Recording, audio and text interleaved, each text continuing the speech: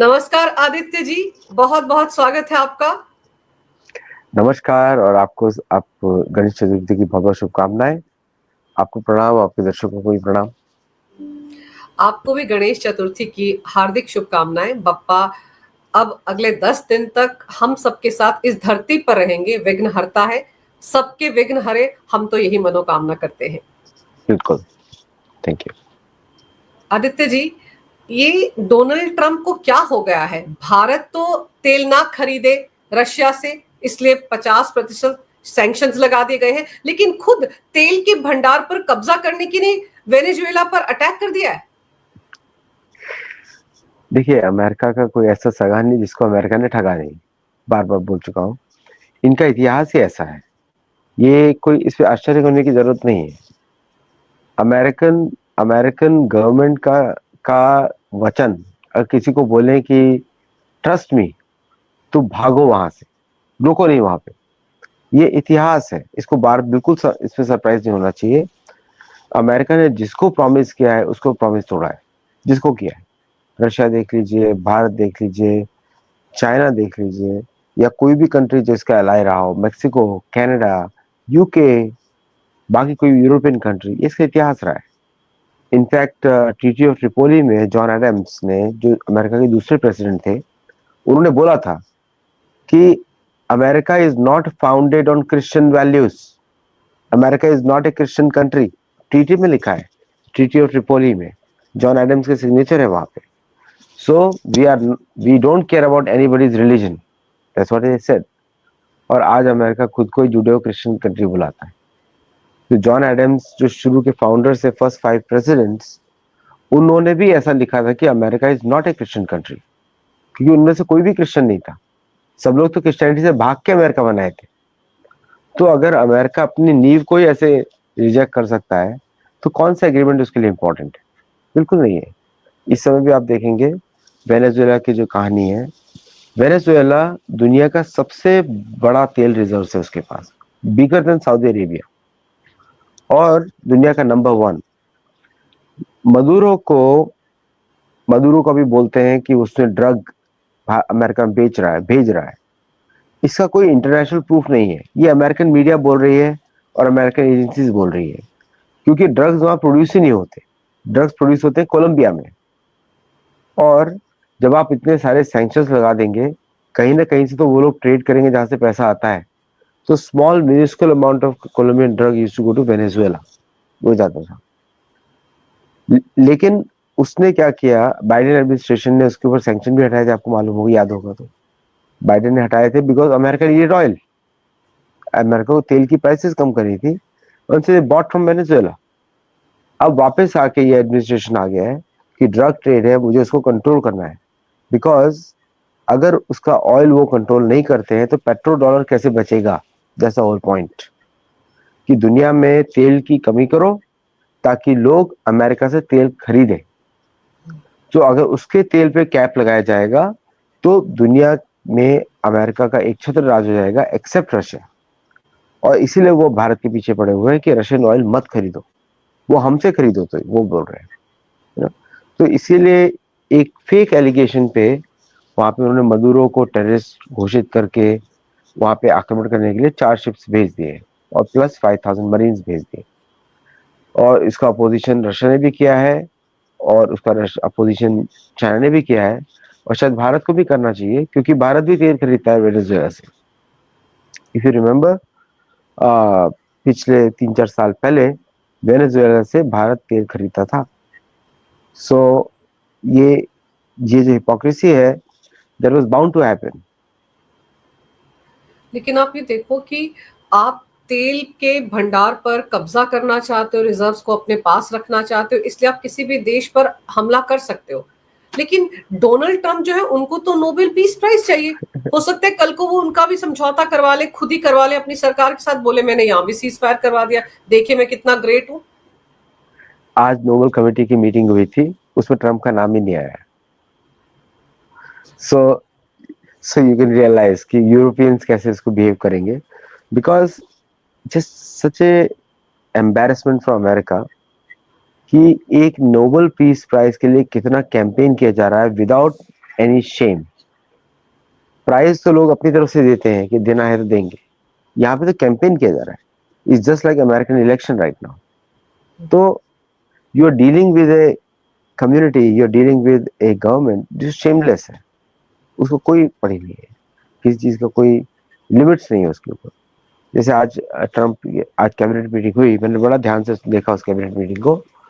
Everybody was promoting their own और on the face appeasement of the emperor Trump. Emperor होना चाहिए अभी तो उनको, एम्परर ट्रम्प. कि आप इतने बड़े, जैसे जैसे पहले जमाने में चापलूस होते थे, जो छोटे राजघराने होते थे वहां पे राजा की चापलूसी. यस.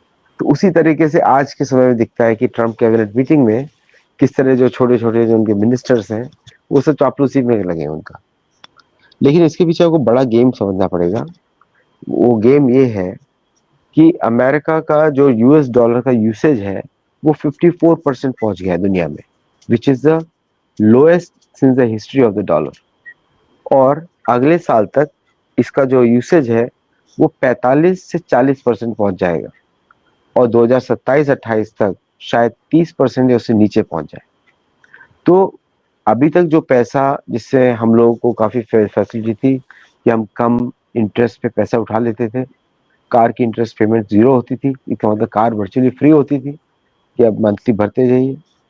अब वो सब चीजें बढ़ जाएंगी, और साथ में फूड सप्लाई वो भी घट जाएगी, क्योंकि आप देखेंगे कि कोई भी अपना रियल प्रोडक्ट जो है यूएस डॉलर के लिए नहीं देगा, बोलेगा कि आपका डॉलर का कोई वैल्यू नहीं है, लेकिन मेरा प्रोडक्ट का वैल्यू है, मेरा इसमें इतने रुपए खर्च हुआ है, लेकिन आपका डॉलर तो पेड़ से आप छाप रहे हो, तो उसका कोई वैल्यू नहीं है, तो why should I give my goods to you. ये बात होने वाली है. इसलिए you will see a bigger plan, American plan in South America. जैसे मैक्सिको को उन्होंने पूरी तरह कंट्रोल कर लिया इस समय. फिर वेनेजुएला, कोलंबिया में उनके 3 बेसेस हैं, 3 से 7 बेसेस हैं. क्यूबा में उनका आधा Cuba is controlled by US military. El Salvador is controlled by them. Peru में उनके चाइनीज का ज्यादा इन्फ्लुएंस है, लेकिन they are setting up the bases in Peru. Ecuador. तो कोई भी ऐसी कंट्री नहीं बचेगी जहां पे अमेरिकन बेसेस ना हो in South America, except Brazil. Brazil एकमात्र कंट्री है जो ही स्टैंडिंग अप, और वो कब तक खड़ा होगा वो पता नहीं है, क्योंकि जो उसका अपोजिशन में जो पार्टी मेंबर है बोल्सोनारो, जो हनुमान जी के लिए बड़ा फेमस हुआ था भारत में, that man is sitting in the US planning a coup against Brazil.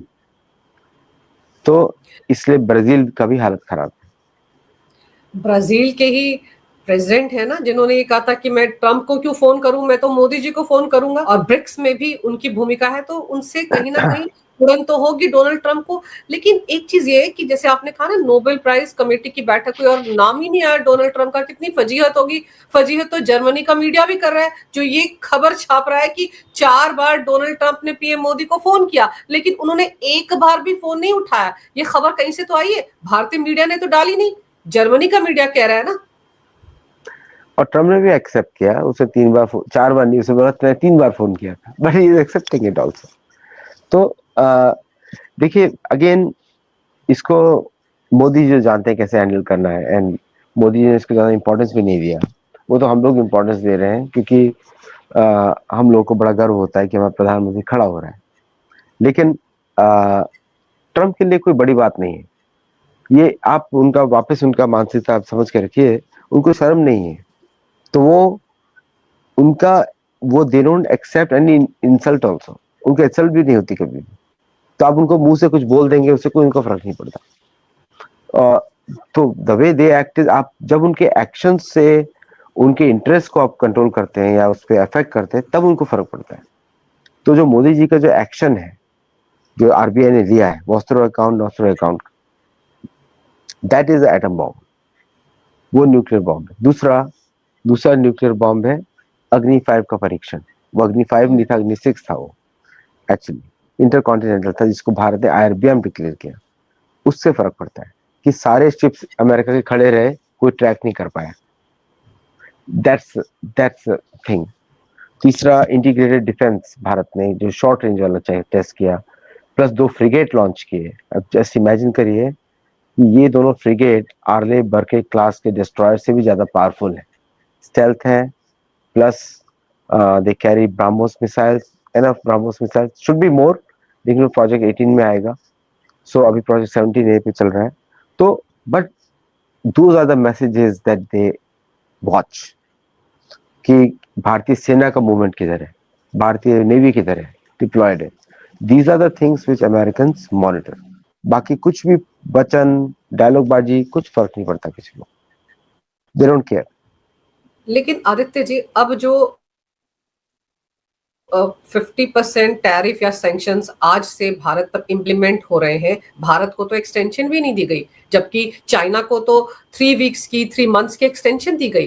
तो चाइना के साथ तो बड़े अच्छे रिश्ते चाहते हैं डोनाल्ड ट्रंप, लेकिन उनको भी धमका रहे हैं, कह रहे हैं कि अगर रेयर अर्थ मिनरल वो मैग्नेट नहीं दिया गया तो मैं तो उन पर 200% टैरिफ लगा दूंगा, बर्बाद कर दूंगा चाइना को। इस तरह की बातें भी कर रहे हैं। देखिए, Chinese Communist Party American offshoot है, बनाई गई थी अमेरिकन के द्वारा, and they are controlled, they have a very tacit understanding between the two. तो भारत को should be very cautious of any friendly gesture by China to Bharat. You should trust but verify. Bharat तो कर ही रहा है, और सेनाओं का दबाव चाइना पे हमेशा रहना चाहिए। चाइना भी सिर्फ सेनाओं से डरता है, भारतीय पॉलिटिशियंस से नहीं डरता, क्योंकि भारतीय पॉलिटिशियंस कहीं ना कहीं से वो ब्राइब कर सकता है। China does the same activities करता है अमेरिका के विरुद्ध। अमेरिका के अधिकांश पॉलिटिशियंस एक समय में चाइनीज जेब में होते थे, और इसका मतलब, और वही लोग अभी आजकल कुछ पावर में भी हैं बाय द वे। तो चाइना को ये डर नहीं है कि लोग क्या काम करेंगे, बिकॉज चाइनीज जो है उनका नेगोशिएशन टैक्टिक्स जो है अमेरिका में काफी दूसरे तरीके का होता है। They understand American better than भारतीय लोग, और वो जिस तरह लेवरेज बना के वो नेगोशिएशन करते हैं, वो it is almost like American negotiating with American. तो उन्होंने अमेरिकन टेक्निक्स को ही अमेरिकन के ऊपर यूज करते हैं। भारतीय जो जो भारतीय जो नेगोशिएटर्स हैं बड़े अच्छे हैं, वेरी क्वालिफाइड पीपल, लेकिन वो भारतीय तरीके से नेगोशिएट करते हैं, जो कि अमेरिकन के लिए हास्यास्पद होता है। Most of them don't understand it. जो चाइनीज का नेगोशिएशन रहता है on in American way through Chinese, तो उसमें लेवरेजेस दोनों बना के रखते हैं, इसीलिए अमेरिका जो है ज्यादा उनकी सुनता है बाय द वे। और यही एक रीजन है, इसीलिए उनका जो नेगोशिएशन होता है, जैसे उनकी डिस्कशंस होगा, धमकी भरे डिस्कशंस होते हैं। मतलब चाइनीज डिप्लोमेट बैठेंगे, बात करेंगे, गुस्सा होंगे, वॉकआउट कर देंगे, फिर चिल्लाएंगे अमेरिकन के ऊपर, ऐसे बिहेव करते हैं। अब भारत के लिए क्या ऑप्शंस हैं? 50% टैरिफ या सैंक्शंस तो लागू हो गया, तो अब तो दोनों देशों के बीच जो, मतलब जिस तरह से उनकी पार्टी के ही नेता कह रहे थे कि हमने 3 दशक लगा दिए भारत के साथ रिश्ते अच्छे बनाने में और इसने घंटों में ही बर्बाद कर दिया डोनाल्ड ट्रंप ने, तो अब तो आपको कोई आगे रास्ता दिखता है बातचीत का, जब आपने सैंक्शंस लगाई दिए, लागू कर दिए, इंप्लीमेंट कर दिए? देखिए, भारत को सैंक्शंस लगाने पड़ेंगे, भारत को भी उसी भाषा में बात करना पड़ेगा। भारत की एक सैंक्शंस पॉलिसी होनी चाहिए, क्योंकि भारत इतना बड़ा देश है, हम लोग अमेरिका जैसे देश पे डिपेंडेंट नहीं रह सकते कि वो जब मर्जी आए सैंक्शंस लगाएगा, हम लोग रिएक्ट करते रहेंगे। नहीं, जब भी वो सैंक्शन लगाता है, Bharat should put tit for tat sanctions. Pharmaceutical पे लगाए, इंजिन का खरीदना बंद कर दे, look at the average leverage. जैसे वो करता है, अमेरिका लाइन पे आ जाएगा, बिलीव मी। और ट्रंप जितना बढ़ाए सैंक्शन उतना बढ़ाइए। तो लेवल्स बना के तैयार कर लीजिए, इसने ये लगाया, इसने ये कर दिया, इसने ये किया, इसने ये कर दिया, एंड में जाके मिलिट्री रिलेशनशिप को थ्रेटन करिए, बस उसके बाद से दे will start going down. Because वो प्रेशर इसलिए डाल रहा है क्योंकि आप प्रेशर ग्रहण कर रहे हैं। They are enjoying the media circus in India. Media का सर्कस चल रहा है ना, सब चीज बिल बुलाए हुए घूम रहे हैं, सैंक्शन लगा दिया, सैंक्शन लगा दिया। ट्रेड ही नहीं है तो सैंक्शन का वैल्यू क्या है? भारत का जीडीपी का ओनली 4.8% का ट्रेड, एक्सपोर्ट्स का 4.8% का ट्रेड है। तो 4.8% का वैल्यू क्या होता है भारत के लिए? $40 बिलियन का लॉस है भारत को। $40 बिलियन तो मोदी जी ने फ्री में भोजन बांट दिया भारत में कोविड के समय में। सो भारत पे कुछ फर्क ही नहीं है, ये मीडिया क्रिएशन है। ना मोदी जी प्रेशर में है, या जयशंकर प्रेशर में है, ये तो अमेरिकन प्रेशर में है कि उनका प्रेशर काम क्यों नहीं कर रहा। तो भारतीय मीडिया को भी थोड़ा इसको प्ले डाउन करना चाहिए, इसको बोलना चाहिए कि भाई Indian government, they should support Indian government कि बस आप सैंक्शन लगाए तो आप भी सैंक्शन लगाइए, जितना लगा सकते हैं लगाइए। If you have to throw away some deals with America, let it be. तो जब the moment they start feeling the pain, then they will start walking back. और मिलिट्री एक्शन कर नहीं सकते, उसमें चेकमेट है, तो मिलिट्री की तरफ नहीं जाएंगे। So if you put the military relationship on the task, on the negotiating table, ये सारे पीछे भाग जाने वाले हैं। आदित्य जी, खबरें तो ये भी आ रही थी कि बांग्लादेश में जिस तरह से पाकिस्तान का डिप्टी प्राइम मिनिस्टर गया था, वहां पर जमीयत के लोगों से मुलाकात कर रहा है, और यहां तक कहा जा रहा था कि अमेरिका कोई बड़ी कार्रवाई करने की फिराक में है, जिसमें कि बांग्लादेश, टर्की, पाकिस्तान, ये सब लोग शामिल हो रहे हैं, और ईस्टर्न और वेस्टर्न फ्रंट से भारत को घेरने की कोशिश होगी। और ये भी कहा जा रहा था कि ये जो मुल्ला मुनीर है, इसी ने कह दिया था कि हम तो जामनगर रिफाइनरी को टारगेट करेंगे, हम ईस्ट से आएंगे। तो ये सब खबरें क्या है? ये सब न्यूज़पेपर की हेडलाइंस हैं और डिफरेंट एजेंसीज डालती रहती हैं, इसको पढ़ के कोई एनालिसिस नहीं किया जाता। ओके, नंबर वन, पहली बात बताता हूँ, बांग्लादेश 3 साइड से भारतीय फोर्सेस से घिरा पड़ा है। 1000 मरीन्स वहां भेजे इन्होंने, है ना। 1000 मरीन्स को तो हमारे शायद 250-300 सोल्जर से निपटा दें, क्योंकि दुनिया के सबसे strongest commandos are Indian commandos, ठीक है। तो उस पर तो ज्यादा थ्रेट आप देखिए मत। Military superiority is overwhelming, 5-1। अगर पूरी अमेरिका की सेना आ जाए बांग्लादेश में, तब भी उनके लिए मुश्किल होगी। बाय पूरी सेना आ जाए तो 1000 मरीन्स तो ये तो पीछे पीछे गाइड करेंगे बांग्लादेशियों को मरवाने के लिए, तुम आगे जाओ, पहले तुम मरो, पहले तुम आगे जाओ, पहले तुम मरो, ये बात होने वाली है। और क्या पता इंडियन आर्मी डिसाइड करे लेट्स टेक ओवर बांग्लादेश, ये भी हो सकता है। उनके लिए तो विदेश की बात है। तो if they push India to the shore, तो Indian armed forces are bigger than the entire Middle East put together, entire South East Asia put together, इतनी बड़ी फोर्सेस है। और उसके अभी तो मैं गिन ही रहा हूँ बीएसएफ को, और मैं बाकी फोर्सेस को गिन ही रहा हूँ, ठीक है। तो ये सब जो न्यूज हेडलाइंस होती हैं, दे आर नॉट रियल। और क्या आपको लगता है कि भारतीय इंटेलिजेंस हो रहा है? अगर भारतीय इंटेलिजेंस ट्रैक कर सकता है इनके सारे शिप्स को, not a single Chinese ship can move in the Indian ocean without Indian navy knowing it, तो क्या ये सब छोटी मोटी बात भारत ट्रैक नहीं कर रहा है? सारे प्रिकॉशंस ले चुके होंगे। The day the American forces came there for training, that day itself it was tracked. और क्या टर्की को ये सब सोचना चाहिए कि अगर ज्यादा ही उसने नाटक किया, Bharat has more missiles than what they have seen in Russia. Bharat is preparing for a war for last 10 years, ये भी मानना चाहिए। 10 साल से मोदी जी प्रिपेयर करवा रहे हैं भारत को, और उसके पहले का प्रिपरेशन भी है। तो ऐसा नहीं कि सिर्फ 10 साल में भारतीय सेना बनी है, भारतीय सेना 1947 से बनी है। सो इसमें ज्यादा घबराने की बात नहीं है, because what I see is that कि ये सब न्यूज हेडलाइंस है, पोस्टेड न्यूज हेडलाइंस है, किसी का भी हिम्मत नहीं इस पे भारत पे एक्शन करने के लिए। लेकिन एक बात मैं जरूर बोलूंगा, मैं हर बार बोल भी रहा हूँ, watch out for Diego Garcia, watch out for Diego Garcia. Diego Garcia हमारी पुरानी लंका है, that's the Lanka of Ravan, Treta Yuga की, और उस पर भारत का एक क्षेत्र अधिकार होना चाहिए। There should be no military base other than Indian bases in Indian Ocean region. इस बात को इंश्योर करना चाहिए। तो जो भी युद्ध होगा वो डिएगो गार्सिया जाएगा इनके हाथ से, गारंटीड वही जाना चाहिए, बिकॉज मुझे और कोई दिखाई नहीं देता। बांग्लादेश तो इजीली आप खत्म कर सकते हैं, अराकान आर्मी जो आएगा, फिर चाइनीज फोर्सेस वहां से आएंगी, so it will be done. और जो अमेरिका का प्लान है कि म्यांमार, मणिपुर के थ्रू क्रिश्चियन और ये सब स्टेट, भाई कितने टुकड़े अमेरिका के होंगे, दैट अमेरिका शुड काउंट, जैसे डॉलर जाता है। तो they should be ready for next eventuality. तो वो तो अभी भारत ने ये सब बातें नहीं किया है, but if America becomes a open military enemy, तब तो एवरीथिंग इज ओपन।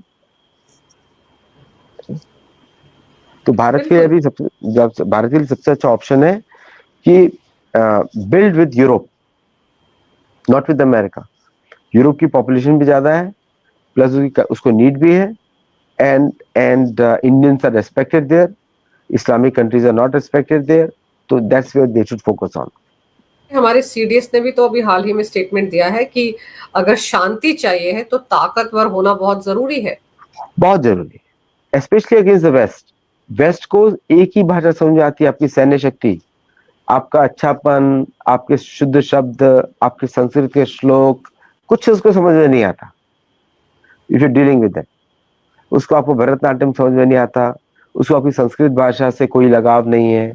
आप लोग बोलते रहे कि नासा में संस्कृत यूज हो रही है, तो ये सब बकवास है। उनको कोई इंटरेस्ट नहीं है ये सब चीजों में। उसको ये इंटरेस्ट है कि आप उसकी सैन्य शक्ति से या उसकी डिप्लोमेसी से दब गए तो आपसे छीनेगा, कुछ आपसे जमीन छीनेगा। जैसे आज ट्रम्प ने बोला जितने अमेरिकन बेसेस हैं कोरिया में वो सब नेशनलाइज होने चाहिए, अमेरिका को दे देने चाहिए, है ना। और अमेरिका जब किसी जमीन को छीनता है वापस नहीं करता जिंदगी भर, तो दैट्स अमेरिकन प्रॉपर्टी, उसके लक्ष्य लड़ेगा वो। तो भारत को ये बात समझनी चाहिए। तो भारत को तो सब मालूम ही है, मैं just repeating it, but what I am saying is कि you have to deal with the Anglo Saxon mindset, उसका इतिहास, और उसको वो चीज नहीं देनी है जिससे वो पनपता है। वो क्या है बताइए, आप बताइए क्या है वो? एक्नॉलेजमेंट, उसको वैलिडेशन नहीं देना है, उसकी रिकमेंडेशन तारीफ चाहिए नहीं करनी।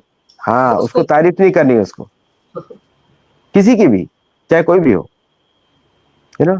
when they tell you thank you, that means relationship is over। मैं तो डील करता हूँ, जब मैं किसी को थैंक यू बोलता हूँ इन लोगों को, that means everything is over। तो once you know that, और हमारे डिप्लोमेट्स को तो मालूम ही होगा, but they have to be more proactive. अगर भारतीय राजदूत भारत में गड़बड़ी फैला सकते हैं अपोजिशन से मिलकर, तो भारतीय राजदूत जो अमेरिका में, उसको किसने रोका है? You should follow the diplomatic protocol. अगर आप करेंगे तो मैं भी करूंगा, और भारत के पास चांस ही चांस है ना। आप लोग बोल रहे हैं कि हम अपने आपके इंडियन स्टूडेंट्स को वीजा नहीं देंगे, ठीक है, हम भी 6000 वीजा काट देते हैं अमेरिकन के, करिए, कंप्लेन करके क्या फायदा है? टिट फॉर टैट करना पड़ेगा ना। बिल्कुल करना पड़ेगा, नहीं तो वो आपको कमजोरी मानेंगे। वो बोलते हैं हम गोरे लोग हैं, बोलते हैं गोरे लोग तो बड़े भद्दे होते हैं, तो वो कैंसर की बीमारी होती है, आप ऐसा बोल सकते हैं? आपको कैंसर की बीमारी है, आपकी इम्यूनिटी कम है, आपने बीमारी फैला के नेटिव अमेरिकन को मार दिया, यू आर सिक पीपल, ऐसा बोल सकते हैं आप? तो बिकॉज वी डोंट अंडरस्टैंड और कॉन्फिडेंस नहीं होता बोलने का इस तरह का।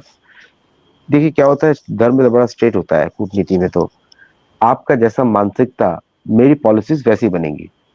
एक तरफ आप ये देखिए कि डोनाल्ड ट्रंप अभी भी लगे हुए हैं कि कहीं ना कहीं रशिया और यूक्रेन के बीच में कोई सीज फायर हो जाए, कोई समझौता हो जाए, लेकिन जेलेंस्की देखो भारत की तरफ आ रहे हैं। अभी तो खबरें ये आ रही थी कि जेलेंस्की को न्योता भी भेजा गया है कि वो भारत आए, और वो प्लान कर रहे हैं बहुत जल्द भारत आने की। उन्होंने मोदी पर बड़ा भरोसा जताया है कि शायद पीएम मोदी के जरिए ही पीस टॉक्स हो पाए रशिया के साथ, ऐसे हालात भी बनते दिख रहे हैं। तो ये तो और ज्यादा मिर्ची लगेगी डोनाल्ड ट्रंप को जब वो ये सब सुनेंगे। भारत वो सब करेगा जो ट्रंप का ब्लड प्रेशर बढ़ता रहे, वो सब करेगा। ये इसको बोलते हैं मोदी जी स्टाइल में रगड़ा रगड़ा के मारना, ठीक ना। तो अभी घसीटना शुरू किया मोदी जी ने धीरे धीरे। तो जब जेलेंस्की आएगा, देखिए उसके कॉन्फ्लिक्ट के बारे में पहले ही बात कर चुके थे, इट्स ए डन डील। मैंने अब बताया था पुतिन किसी भी हालत में ब्लैक सी एक्सेस नहीं देगा। ओडेसा, जब ये सब बात भी नहीं हो रही, जब मैंने आपको बताया था, आपके शो पे बताया था, डिस्कस किया था आपके साथ, ओडेसा तो बाय डिफॉल्ट रहेगा। अभी ब्रिटिश फोर्सेस आ रही है वेस्ट साइड ऑफ यूक्रेन में लड़ने के लिए। इस समय ब्रिटिश आर्मी चीफ वहां बैठे हुए हैं, प्लानिंग कर रहे हैं। रशिया खा जाएगा, बम्बार्डमेंट करेगा जम के ब्रिटिश फोर्सेस के ऊपर, अगर वहां पे होगा तो अभी writing is on the wall that Ukraine will be the next province of Russia, full role करें, नो मोर हाफ। अब हाफ का भी भूल जाओ। पुतिन ने जो कैरेट दिया था वो कैरेट था। पुतिन आए, पूरे वेस्ट में हलचल मचाया, ट्रंप को यूज किया और चले गए बिना कुछ दिए हुए। और उन्होंने सिर्फ, ट्रंप को ये समझ में नहीं आया, उनको लगा कि पीस ट्रीटी की बात कर रहे हैं, बट उनको ये समझ में नहीं आया कि पीस ट्रीटी में सीज फायर इंक्लूडेड नहीं होता। कॉम्प्रिहेंसिव पीस चाहिए, means no NATO forces, no NATO troops, no Western European troops on the ground in Ukraine, no intelligence operations, no arming, और तब हम बात करेंगे। तो ट्रम्प फंस गए वहां पे। सो इस समय जो ट्रम्प का फ्रस्ट्रेशन है वो इसीलिए है कि उनको एक बहुत बड़ा गधा का सिंबल दिखाया गया पूरे विश्व में बाय द पुतिन। लेकिन इसीलिए शायद वो कैप डालकर घूम रहे हैं, ट्रम्प 2028। देखिए क्या, अदर देन भारतीय मीडिया और भारतीय के एनालिस्ट, किसी और ने ट्रम्प को इतना सपोर्ट नहीं दिखाया कहीं पर भी, और उनका बागा क्राउड। ऐसा लग रहा था मुझे कभी कभी कि भारत के लोग इलेक्शन लड़ रहे हैं अमेरिका का, इतना सपोर्ट था मीडिया के ऊपर। बिल्कुल। Okay, I was shocked. और मैं जब भी किसी को बोलता था कि समझ में नहीं आता था। और तो जो लास्ट क्वेश्चन आपका था, जेलेंस्की भारत इसलिए आ रहे हैं क्योंकि they know the only person Putin will ever listen in the world will be prime minister Modi. और उसको अपना फ्यूचर दिख रहा है, आइदर सुसाइड या कोई बॉम्ब ब्लास्ट में मरेगा, या फिर वो प्रेसिडेंट बन जाएगा पूरे यूक्रेन का as a province of Russia. तो तीसरा जो कैरेट है वो दिखेगा उसको इस बार, बट उसको फिर भी ओडेसा देना पड़ेगा। ओडेसा है उसके हाथ से गया। और अगर मैं भी कोई मिलिट्री प्लानर होऊंगा, मैं नहीं दूंगा। मैं तो कैलाश रेंज से भी बाहर नहीं निकलता, मैं तो कोई लाहौर भी वापस नहीं करता। वो लॉजिकल पॉइंट है। मेरी सेनाओं ने जो चीज जीती है वो मेरी रहेगी। बिल्कुल, कोई खेल थोड़े हो रहा था, युद्ध हो रहा था नहीं ना, नहीं नहीं, जगहों को बलिदान हमने हुआ है, जीता। बलिदान हुआ बिल्कुल। है। आप याद रखिए वर्ल्ड वॉर 2 में जहां जहां भारतीय सोल्जर्स ने युद्ध लड़ा, इजिप्ट में लड़ा, अल्जीयर्स में लड़ा, आपके वर्ल्ड वॉर 1 की बात कर रहा हूँ, इजिप्ट में इधर जगह लड़ा उन्होंने, सेंट्रल यूरोप, फ्रांस, जो जो जगह ब्रिटिश ने जीती सब अपने पास रखी। साइप्रस भी भारतीय सोल्जर्स ने जीता था, जेरूसलम जेरूसलम पे भारत ने जीता था, हाइफा भी भारत ने जीता था, ऑटोमन एम्पायर को भी भारत ने हराया था। वहां हर जगह ब्रिटिश फोर्सेस रही 1948 तक, गई नहीं। सो उन्होंने आदर किया भारतीय सोल्जर्स का। अभी भारतीय सरकार को आदर करना पड़ेगा, जो जीते कभी वापस नहीं होगा। बिल्कुल। लेकिन अभी जो हमने 100 देशों में हमारी ईवी जा रही है, इलेक्ट्रॉनिक व्हीकल्स की सप्लाई शुरू हो गई, एक्सपोर्ट शुरू हो गया, वो भी तो कहीं ना कहीं खल रहा होगा डोनाल्ड ट्रंप को कि भारत इतने बड़े पैमाने पर 100 देशों में अपने व्हीकल्स भेज रहा है अब। एक्चुअली क्या है कि ट्रंप के जो एडवाइजर्स हैं ट्रंप को कभी भी असलियत नहीं दिखाते, और ये अपने कुकुन में रहता है क्योंकि सबको डर रहता है इसके गुस्से से। तो जब आपका नेचर इस प्रकार का होगा तो कोई भी आपको सत्य नहीं बताएगा। कोई घमंडी राजा को कोई भी अच्छी एडवाइस नहीं दी जाती, क्योंकि वो घमंडी राजा उसी की हत्या कराएगा जो उसे सही बात बताएगा। तो इसलिए उसके चारों ओर चापलूस भरे पड़े हैं, और इसलिए कोई भी डिसीजन उसका ठीक से होने वाला नहीं है। और ये भारत के लिए बहुत अच्छी बात है एक्चुअली। तो ये जो ईवी का सिस्टम है, मुझे ऐसा लग रहा है कि किस तरह अगर ये चला आगे, भारत को भी इस प्रकार के गेम्स खेलने पड़ेंगे। ये तो पहला, नेक्स्ट होगा जो भी भारत से कुछ खरीदता है उसके ऊपर सैंक्शंस लगेंगे, यहां तक बात हो सकती है। अमेरिका ये सब कर सकता है, ट्रंप। अमेरिका के लिए कोई लिमिट नहीं है, करेगा ये, करना होगा तो किसी भी लेवल पर जा सकते हैं इस तरह के। उस समय भारत को अपनी सेनाएं भेजनी पड़ेंगी नेवी के शिप के साथ। भाई उसको बताना पड़ेगा, भाई तुम्हारी जितनी रेस की पॉपुलेशन है ना, उससे ज्यादा तो हमारे पास सोल्जर एज के युवक हैं। आपकी एंग्लो सैक्सन रेस से ज्यादा, पूरी रेस से ज्यादा हमारे पास सोल्जर्स हैं केपेबल, मतलब के who can fight, as military as है। तो इस तरह की बातें भारत को करनी पड़ेंगी, then they will go down, शांत होंगे वो लोग। नहीं तो नहीं होंगे, क्योंकि they have a fear of Russia, they have fear of Bharat, but they have no fear of China. By the way, जो बोलते थे China is our number 1 threat, और सारे एनालिस्ट उसको रिपीट भी करते थे, that was a false statement. और ये भी बात सच है कि भारत और चाइना के बहुत हिस्टोरिकल रिलेशंस हैं। वो तो अपने बुक्स में लिख चुका हूँ कि महाभारत काल से हमारे रिलेशन है। चीन तो नाम महाभारत में लिखा हुआ है। तो इसका मतलब ये है कि वो तो चाइनीज कम्युनिस्ट पार्टी से प्रॉब्लम है हम लोगों को, वो लोग अब अपना तो कोर्स जैसे करेक्ट कर रहे हैं एक्चुअली। हाँ, कोर्स करेक्ट कर रहे हैं शायद तभी मतलब हम ये कह सकते हैं कि दोनों के बीच में अब रिश्ते अच्छे हो रहे हैं। बॉर्डर के लिए भी जो डिस्प्यूट था उसको भी सुलझाने की कोशिश हो रही है। अब तो डायरेक्ट फ्लाइट्स शुरू हो रही हैं, जो बोरिंग मशीन्स नहीं मिल रही थी अब वो भी दी जा रही हैं, फर्टिलाइजर दिया जा रहा है, ये सब हो रहा है। और पीएम मोदी तो बस कल परसों में जाने ही वाले हैं वहां पर एससीओ करेक्ट। समिट के लिए। वहां पर भी कुछ अच्छा होगा, उस पर भी नजर होगी डोनाल्ड ट्रंप की। डोनाल्ड ट्रंप ने इसीलिए 6 लाख लोग स्टूडेंट्स बुलाए। चाइनीज कम्युनिस्ट पार्टी बड़ी खुश हो गई होगी कि 6 लाख और भी स्पाइस जाएंगे चाइना अमेरिका में। तो एक्चुअली अमेरिका क्या कर रहा है, जानबूझ के सारे सीक्रेट्स अपने चाइना को दे रहा है, because there is something with China which American are trying to hide. मतलब अमेरिकन के सीक्रेट्स मैंने को बताया ना कि एवरी कांग्रेसमैन एवरी सेनेटर के पास कोई ना कोई चाइनीज कनेक्शन है at a personal level. Hint आप लोग समझ जाइए, दैट्स हाउ दे वर्क। और तो वही पाकिस्तानियों के साथ भी यही है जैन की। हमारे देश के अंदर भी जो चाइनी प्रेमी है उनका भी तो कुछ ना कुछ सीक्रेट होगा उनके पास, तभी तो वो काम करते हैं उनके इशारों पर। इसीलिए काम करते हैं वो, they that's how they trap people. और अमेरिका में तो बहुत सारे लोगों को रिजाइन करना पड़ा था। केविन मैकार्थी को रिजाइन करना पड़ा था, और डेविन न्यूनेस को अपनी जॉब बदलनी पड़ी थी। So many things have happened in US also. तो अभी इसका मतलब ये है कि भारतीयों को सजग रहना पड़ेगा पहले तो चाइनीज के लिए। सेनाओं से कोई समझौता नहीं, और बॉर्डर डिस्प्यूट पे कोई समझौता नहीं। इनफैक्ट थोड़ा उनका लैंड एक्यूपाई कर ले थोड़ा सा, इट बी और मोर फन। क्योंकि आप यू डीलिंग इन कलयुग, तो कलयुग में तो आपको उसी से डील करना पड़ेगा, उसी की मानसिकता से डील करना पड़ेगा। This know the way out. तो चलिए देखते हैं अब जब पीएम मोदी एससीओ के लिए जाएंगे चाइना तब क्या होता है।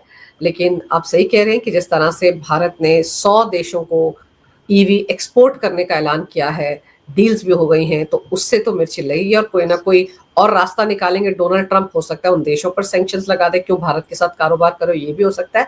लेकिन भारत का विदेश मंत्रालय भी खामोश नहीं बैठा हुआ है, कुछ ना कुछ तो कर ही रहे हैं वो अमेरिका को सबक सिखाने के लिए। और अगर विदेशी मीडिया ये कहता है कि पीएम मोदी को 4-4 बार डोनाल्ड ट्रंप ने फोन किया और डोनाल्ड ट्रंप खुद मान रहे हैं कि 3 बार मैंने फोन किया, तो इसका मतलब है कि 40-50 बार किया गया होगा, ये मान सकते हैं हम। और डोनाल्ड ट्रंप किस तरह से झूठ बोलते हैं। लेकिन देखते हैं ऊंट किस करवट बैठता है।